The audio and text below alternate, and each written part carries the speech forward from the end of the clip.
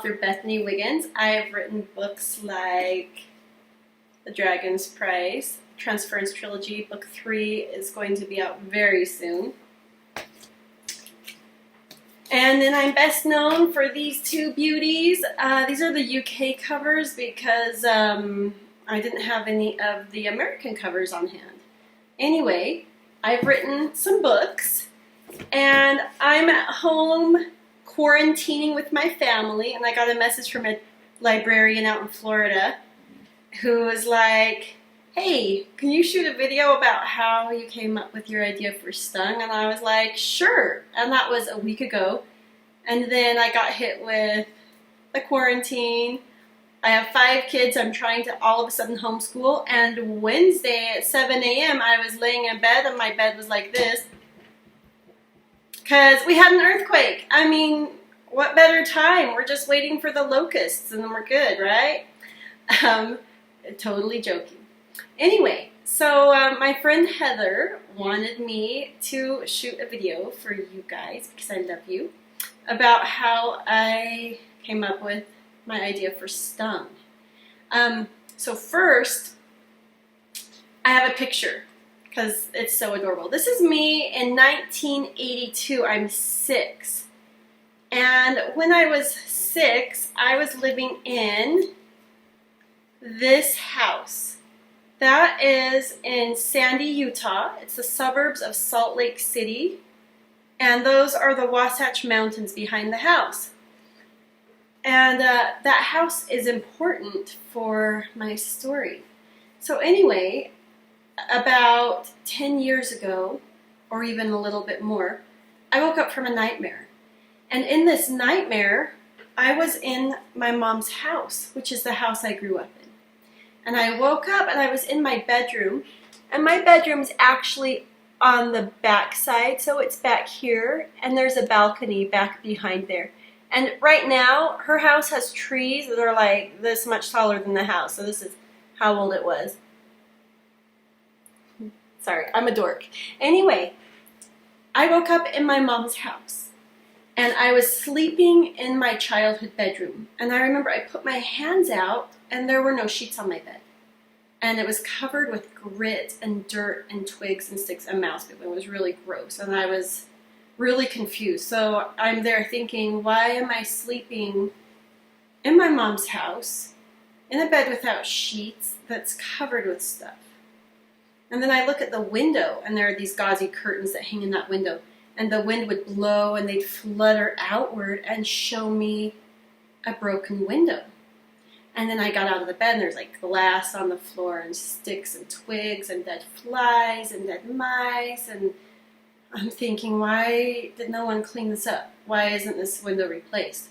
So I leave the bedroom, and I'm walking down the hall, and I'm trailing my fingers along the wall, and the paint is coming off under my fingers.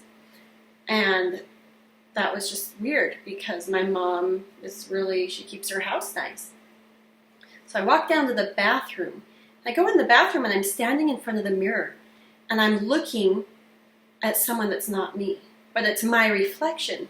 So I'm thinking, like, why don't I recognize myself, and who is that in the mirror?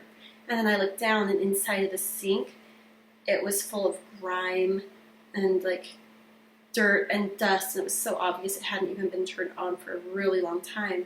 But while I'm standing there, the stairs creak. And in my mom's house, the 3rd stair from the bottom squeaks every time someone stands on it. So my heart starts pounding and my palms get sweaty. I'm like, someone's coming upstairs, and there is obviously no one else that's been in this house for years. So I knew I was in trouble. So I tiptoed to the door and I shut it, so it was just open a crack, just enough for me to see through. And I'm there looking out the door, and there's this guy who I don't know, and he's like almost naked. He's wearing a pair of cut-off shorts, and that's it. And he's super muscular, like his veins are bulging muscular, and it's gross, and he has long stringy hair that hasn't been washed for a long time, and he is sniffing, and I know he smells me, because as soon as he gets to this top step, he starts running on his hands and knees down the hall toward my bedroom. So I quietly shut the door, and I'm like, I have to get out of here. I am going to die. So I shut the door, I lock it, and I go to the bathroom window. And I lift up the window, because my mom's windows lift in her bathroom. Because, you know, some slide sideways. This one lifted. And outside of the bathroom is a balcony. And I'm like, I will just go on the balcony. I'll be good. It's going to be okay. So I climb up, I swing my feet through the window, and the door gets kicked in. And this guy, who's almost naked and covered with veins and muscles, runs and grabs me by my hair. And I'm there sliding down, and he's pulling, and his grip is slipping on my hair. And when it gets far enough back, I'm able to turn, and I look at him, and I'm like, I don't know who he is, but I remember I love him. And then my dream just changed. So all of a sudden, I'm in the sewer, and I'm walking down the sewer tunnel. And at the end of this little tunnel on my right is a group of people.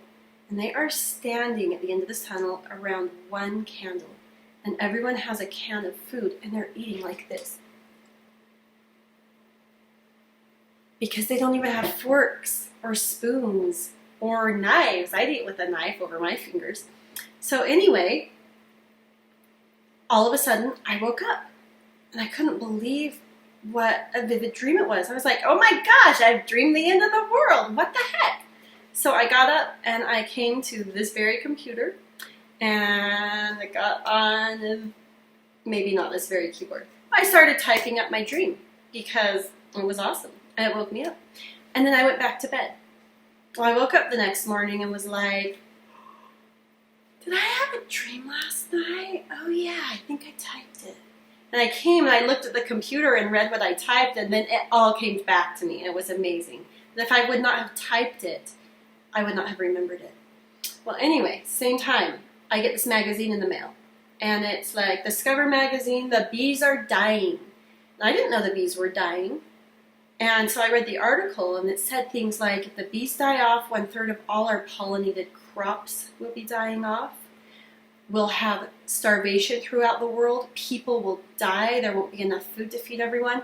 And I was like, why isn't this on front page news? And also at the same time, there was a virus outbreak. It was the swine flu. And people were terrified of the swine flu. But unlike the coronavirus we have today, you could actually get a vaccine for the swine flu. Yes, there is a foot behind me. I'll show you who that is in a minute. So, people are like, we're all gonna die. There's a flu going around, and it's because someone kissed a pig, and it's the swine flu, and we're all gonna die. And then the government was like, guess what? We have a vaccination. Unfortunately, we don't have enough for everyone. So only children and people with compromised immune systems and older people got the swine flu vaccine. But they had like fights at the health clinics because everyone wanted this vaccine, and they had to put armed guards there, and people were freaking out, and it was like pandemonium, and there was not a toilet paper shortage, so I don't know what's going on now, but it was crazy. My daughter actually got the swine flu. She was really sick for about 3 weeks, so it was bad. Anyway, I have this crazy head where, like, it moves way too fast, and it doesn't like to sit still and think about things like math problems because it's too fast. And so you have this crazy fast head, and you have, like, the swine flu that's inside of it, and you have the bees dying off inside of it, and then you have the, crap. Griffin, help me out here. And then you have everybody fighting and killing each other for the vaccines to stop the swine flu. Yeah, so swine flu, the bees dying off, oh, hello, and my nightmare. And you have those ingredients. And my brain is like this giant blender, and it's got these amazing ingredients, and everything's being blended up, and then all of a sudden out comes this idea for a book. So, that's the genesis of STUNG.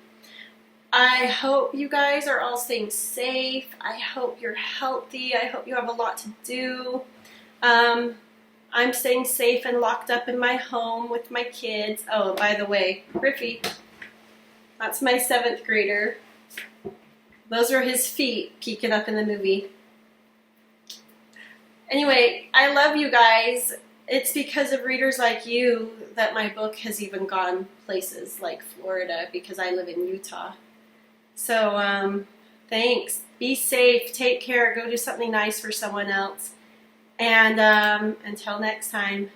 And don't get stabbed in the shopping mall because of toilet paper. Yes, no fighting over toilet paper.